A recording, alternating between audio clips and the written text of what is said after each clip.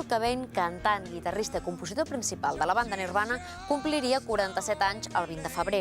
El grup, format a mitjans dels anys 80, va vendre més de 15 milions de còpies amb el seu segon àlbum, Nevermind. Després de l'èxit d'aquest segon àlbum, Nirvana va ser etiquetada com la banda de la generació X i Kurt Cobain com el seu portaveu.